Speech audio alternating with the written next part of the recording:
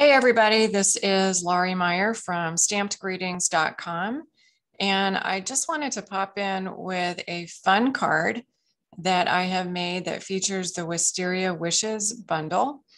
And I am going to apologize in advance if there are any noises that distract this video. I'm actually on vacation with my husband in upstate New York. We are by a lake. It is a gorgeous afternoon. I've already been down to the water, but came up for a couple minutes. You may hear some motorcycles or boats or some other things in the background, and I hope that they are not too annoying. Again, my apologies in advance. But I did want to show you how to make this really fun card.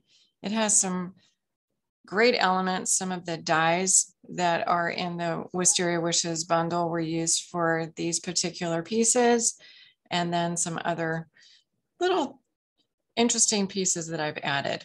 So I'm just going to jump in and we're going to make this together. The pieces that you're going to need for this card, you're going to need a piece of basic white.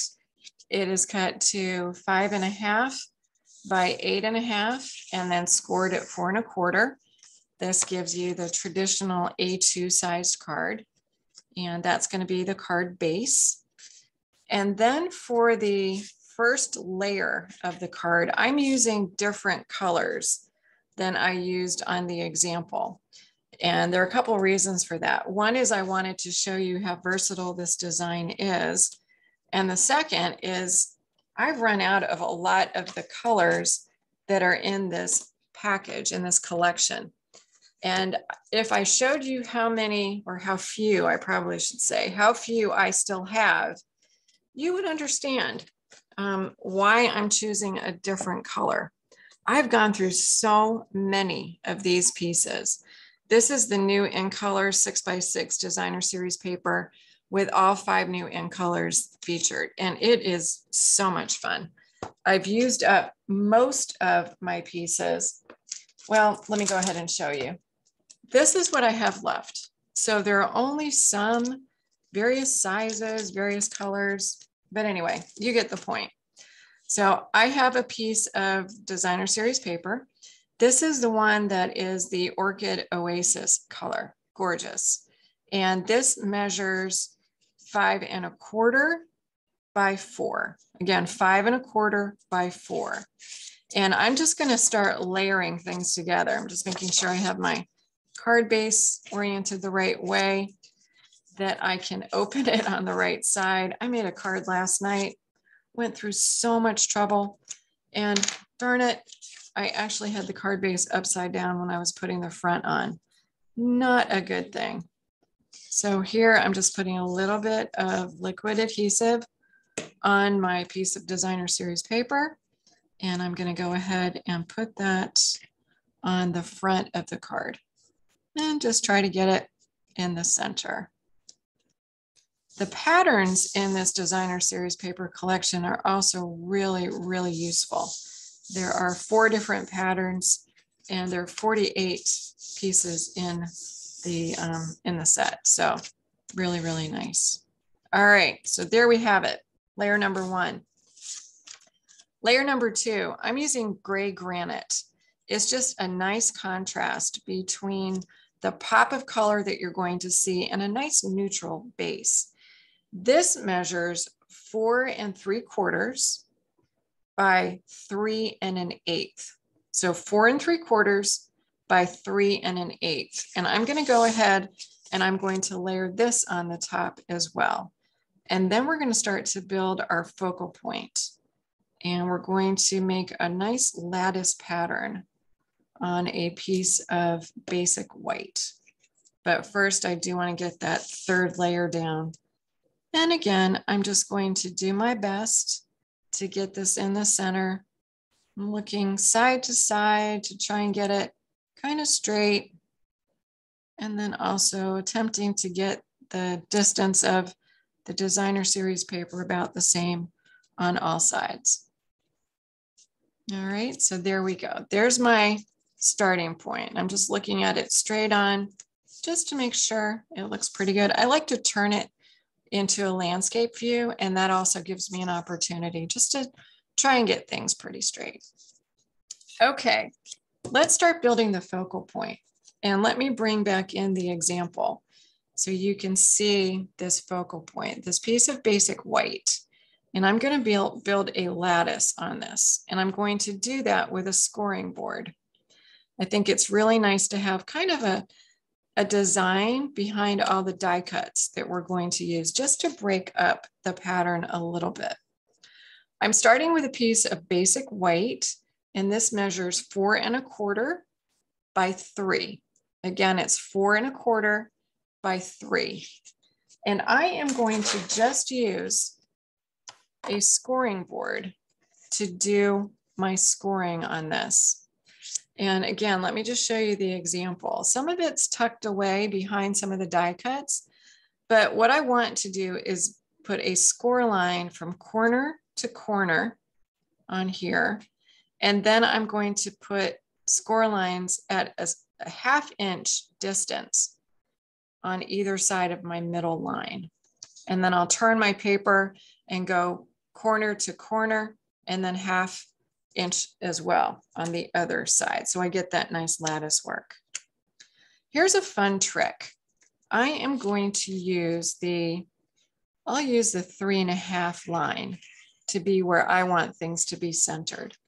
So I'm going to take in this case, my bone folder or stylus, whatever you have, and I'm just going to run that down my scoring board just so I can visually see where that 3 1/2 inch line is at the bottom. And then I'm going to put my paper in. So I have opposite corners. One is going to be tucked in at the 3 1/2 inch point at the top.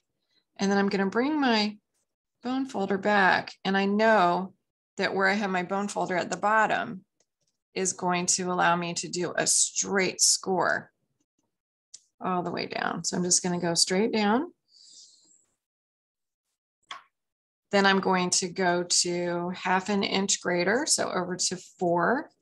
I'm just holding that piece of paper down so that I can get my score lines equidistant. 4 1/2. So I'm just building 1/2 inch distances between those score lines. 5 inches, 5 1/2. And I'm just going to run down 6, and I can see I can't get any more. So 5 1/2 is going to be as far as I'm going to go. Since I'm right-handed, I'm not going to take a chance of messing this up. And I'm just going to do the same thing. I'm going to go ahead and run my bone folder down so that this is at that 3 1/2 inch line. I'm going to bring in what I've already done and just line it up. Make sure that I have it so that my 3 1/2 inch at the bottom is lining up with the 3 1/2 inch at the top. And I'm going to do the same thing. So I'm going to go to my 4 inch and score my 4 1/2, my 5, and my 5 1/2. And I know that that 6 is going to be too far away. Then I'm going to do the same thing, but go from the opposite corners because I want a lattice work. I don't want just a series of lines that are parallel to each other. So again, we're going to go 3 1/2 inches, come down. I'm putting my paper so I've got the corners that I have not yet scored. Top is at the 3 1/2 inch line. The bottom is lining up with where I have my bone folder. I'm going to come back, do that score line, come over to 4, do my score line, 4 1/2. This is just a really easy way to add a little bit of interest to a background piece of paper. And obviously you don't need an embossing folder or any other tool to do this. You just need a scoring board. And it doesn't take any time at all to get a really nice pattern. You can choose to put your lines closer together. You can also put lines so that some are embossed and some are debossed, where I might turn my piece of paper over so the lines that I am creating, some would be with the embossing de-embossed, meaning that the line is going into the paper, or embossed with the line popping out from the paper. So you get two choices here. You can use the debossed side or the embossed side. It's absolutely up to you. But again, a pretty quick way to add a little bit of interest to the back of your card. You're going to see if I bring back the example and I just shine this so that you can see where the embossing is. I use the embossing side. So this, if I run my finger over it, I can feel that embossed line coming toward me. And I like that. I kind of like that design. So I'm going to mimic that on the card that we're putting together. And all I'm going to do here is I'm literally going to just attach this white piece directly on top of the gray granite that I put on just a few minutes ago. And again, I'm going to use some liquid adhesive and put that right on top of the gray granite. The gray granite is about 1/8 of an inch wider and taller than this basic white piece, which is going to give it just a little bit of a border. And I like that. I like having just a little bit of a border around a focal point so that it kind of stands out. And we're just going to center that. And because we're using that liquid adhesive, we've got a little bit of time to move that around and get it as centered as we can. All right. So we have our basic card done, and what's left pretty much are the die cuts and the sentiment, and then obviously some bling. I am not going to replicate my die cuts, but I am going to tell you what I did. The 3 colors that I am using on this card from the In Colors are Parakeet Party, Tahitian Tide, and Orchard Oasis. The Parakeet Party is really in play with the leaf or leaves die cut, and I'll show you that in just a minute. And then the Tahitian Tide and the Orchid Oasis come in on the actual flowers. And let's just kind of look at how those flowers were created. This is what they end up looking like after pieces have been stamped and then die cut. And what I did, and there are 2 pieces for each of the flowers. These are actually glued together, and I'll show you that in just a second. But where I started my flowers is with a piece of Tahitian Tide cardstock. So you can see that that is the color of the smaller part of the dies for the flowers. And what I did is I used the stamps from the Wisteria Wishes stamp set. And there are some really fun stamps in here. The stamp that I used to actually get this pattern is the stamp that is right here. And let me bring back the case. It's probably easier to see. So it is this stamp that creates the flower. And I simply put that onto a block. So I took this acrylic block, got my stamp onto my block, and then I used both Tahitian Tide, which you can't really see a lot of on here because it's color on color, but I stamped some of the flower with Tahitian Tide, and then I came back and I stamped again with the Orchid Oasis. And I literally took this stamp and I stamped in both colors, and I just made a pattern all over my paper. So if I had a piece of the Tahitian Tide all lined up, it would have had all the colors on that one piece of Tahitian Tide. And then I got out the dies, and the dies for this bundle are so much fun. The dies that I used to create the flower pieces, there are 2. This is the actual die set.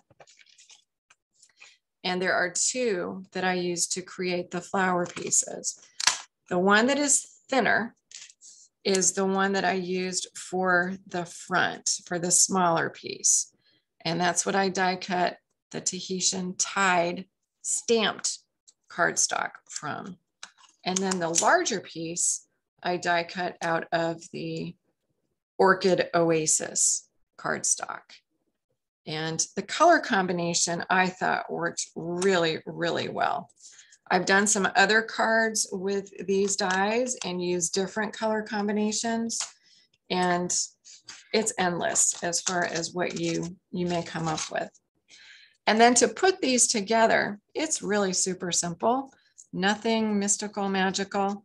I just took a little bit of liquid adhesive and randomly put some dots of adhesive onto the back of the smaller, thinner piece.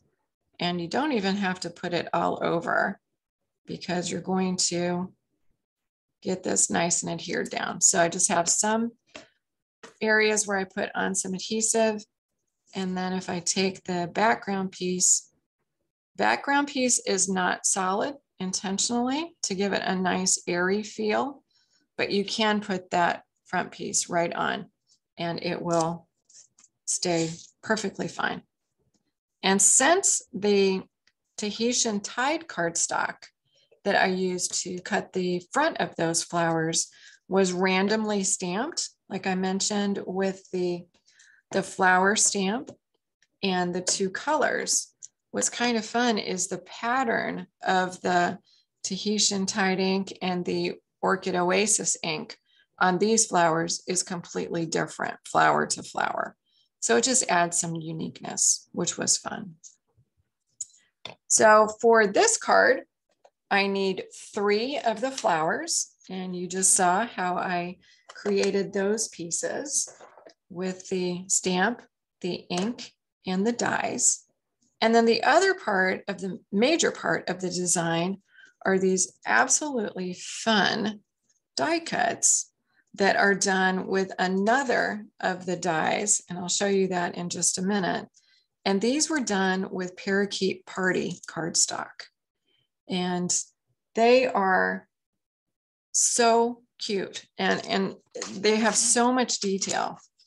The die that I used for those pieces is this die that's in the set.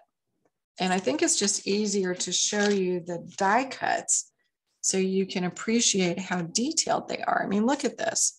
You have the nice die cut, the actual leaf and stems, but also inside each of the leaves, you have the veins that are die cut. They're so fun and so detailed. And the Parakeet Party just makes me smile. Okay, so we have our die cuts. We've got a couple of the leaves. I've got 4 here, and you're going to find when you make this card that you may need more, you may need fewer. It's really, really up to you and how you want to put it together. Let's bring back our focal point. And I'm going to kind of mimic what I did on this card. I'll show you what I did. So the first thing I'm going to do is I'm actually going to attach the flowers.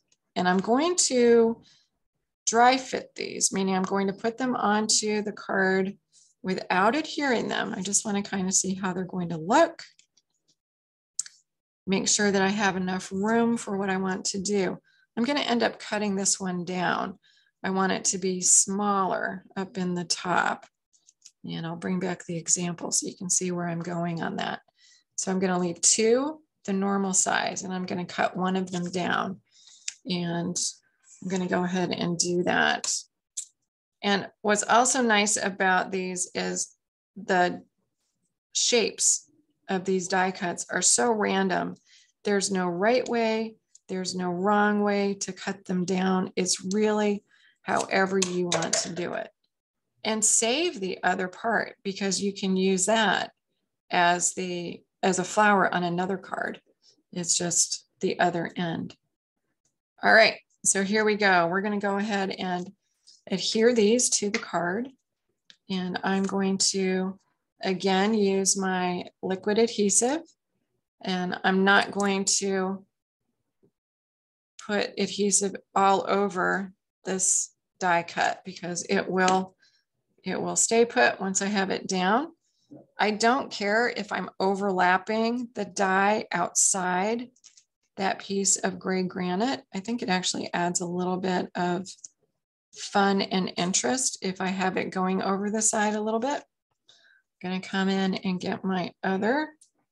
And even on this one, I don't really have a boundary with the gray granite piece because I'm going to create a little bit of an arbor. So I'm going to have my leaves go higher than the outline of the gray granite and have them coming up a little bit taller.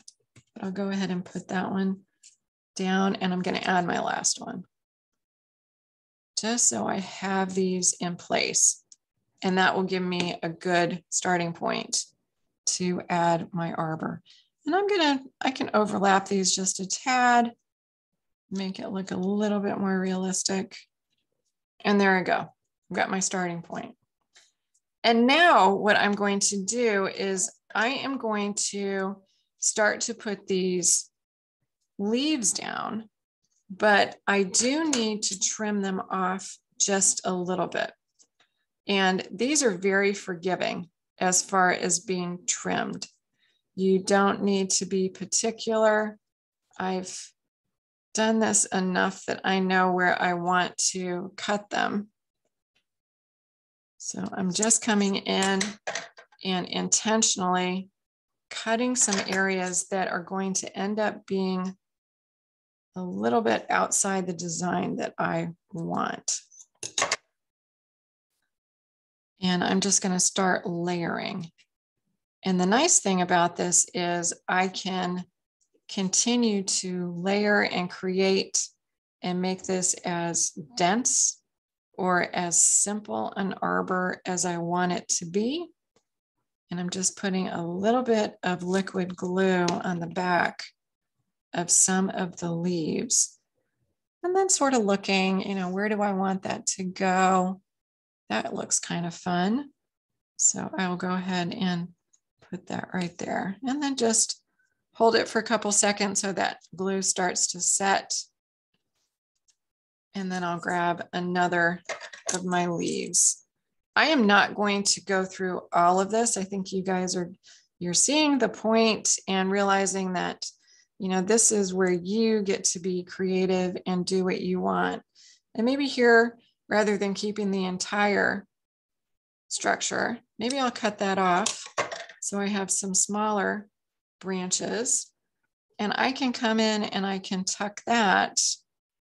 Well, that looks kind of fun. What if I tuck that like right there? So I would just come back in and put a couple of, again, some adhesive on the back. And I don't need to hit every single leaf. And what I like to do when I piece these together, I want to hide that stem, this stem that is sticking out. I just want to pop that underneath so that it's not visible. And I'm going to layer that right on top. And it's going to look like it's kind of natural, that it's not intentionally just added on top, because I took the time to get that stem hidden underneath. And if you take your time, just trimmed off the other side of what I was using. And I wanted to just add that down here. So we start building our stem and our leaves. I'm just going to go ahead and get a little bit of adhesive on here. And this is all personal preference. You can go completely loopy, adding a lot of different leaves and really creating a very thick kind of arbor. And it's totally up to you. It really is whatever makes you happy here. And I'm going to show you one more, and then I think we're probably going to have enough for me to at least give you an idea of what you can do. And again, I'm just trimming in here. And you don't even need to take the full side. For example, let's say I just want to chop that right there. And I would come back, and I will come back in a second and just add in a leaf to make that look a little bit more realistic. So you can see that you can have all sorts of fun here, creating different angles. That's not bad.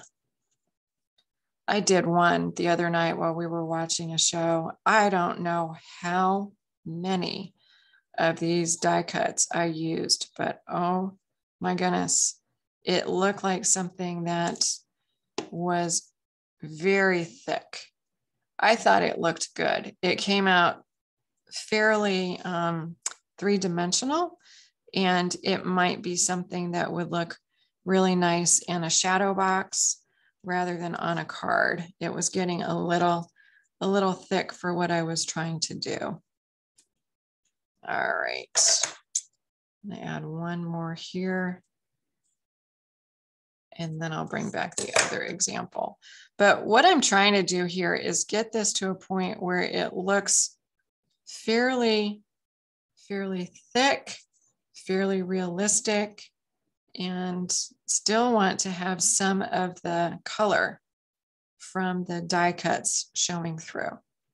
So you'll find where you like to have these placed and how thick you want them to look. So, and here I'm going to lift up this leaf and tuck that stem underneath so you don't see that little stem. And that way it's gonna look a little bit more realistic. And I do want to hide one more thing. See, I'm telling you, once you start this, you're going to get crazy addicted to it. So I'm going to tuck that little stem right up in the underneath and then glue these on, and we're going to be done because I'm going to go a little bit crazy and go a little bit overboard, I think. All right. What I also like is that if you don't put adhesive on all the pieces, you're going to get a kind of a realistic feel to it because some of the leaves are going to pop up just naturally, like these ones here, you know, they're kind of popping up. So I think I'm good. I think that looks fine. And it doesn't look like it's just slapped down. There's some intentional purpose behind that. To finish off this card, what I wanted to do was put a sentiment down in the bottom right. And I didn't want it to be too much. You know, the focus, I think, is on the design from the die cuts. That really is the star of the show. But you do want to have something that at least adds a little bit of interest. So I decided to use one of the stamps that comes in the Wisteria Wishes set. There's some really nice sentiments. And this is to a friend who's all kinds of wonderful. I just thought that was so sweet.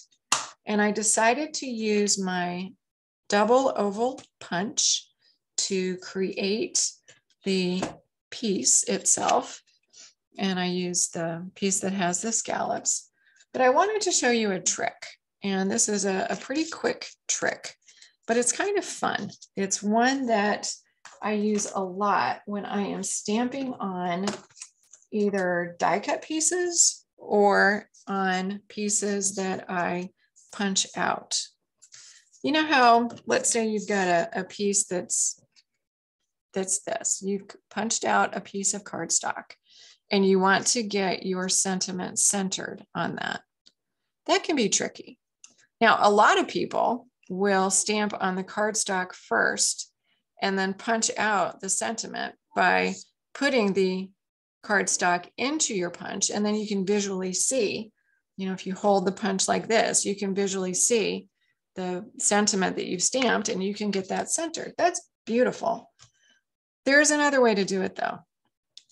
I know this isn't a Stamparatus. My apologies. We are traveling, so I brought a mini Misty instead. And what I did on this is I just stamped my sentiment onto a piece of grid. Here's the stamp.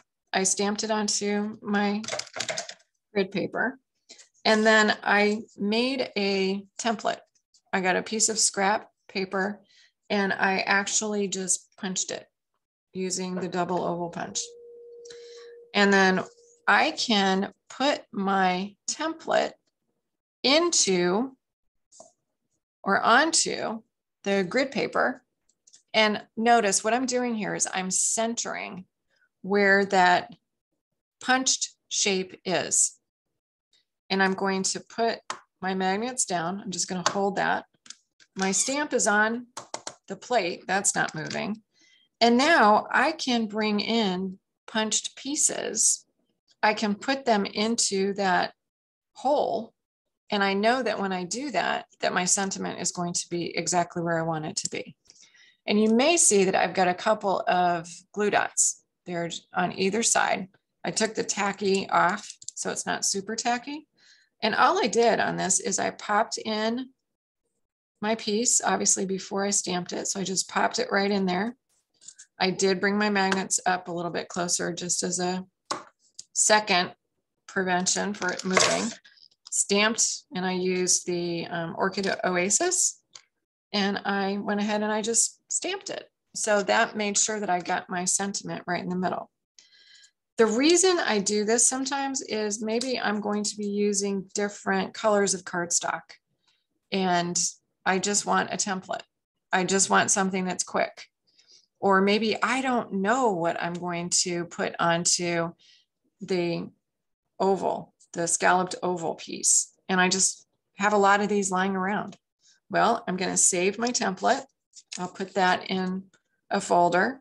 And then when I want to stamp my pieces, I'll bring this back out and I'll bring out whatever sentiment it is that I want to use. And I'm all set to go. So just something to think about. It's just a really easy way to be able to get your sentiments exactly where you want them to be on either punched out shapes or die cut shapes. All right, we are almost done with this card. What we need to do now is put our sentiment on. And for that, I'm going to use dimensionals. Because there is a lot of dimension in the die cuts, I wanted to mirror some of that dimension in the sentiment. Just wanted to pop it up a little bit so that it could be noticed. And I am using the side of a sheet of dimensionals that I haven't used up. I'm sure you guys do this too. You need to use every little piece of your dimensional sheets because it doesn't matter what shape they are, they're going to do the same thing.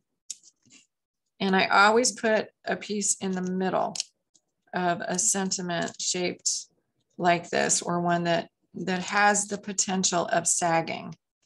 And then I'm also going to check and make sure that I have all my wax paper off the back before I put this down. And it doesn't really matter where I get this. I'm just going to try and get it so that it's kind of in the bottom corner. I'm going to look at it straight on before I commit to loving where it is, and then give it a little push.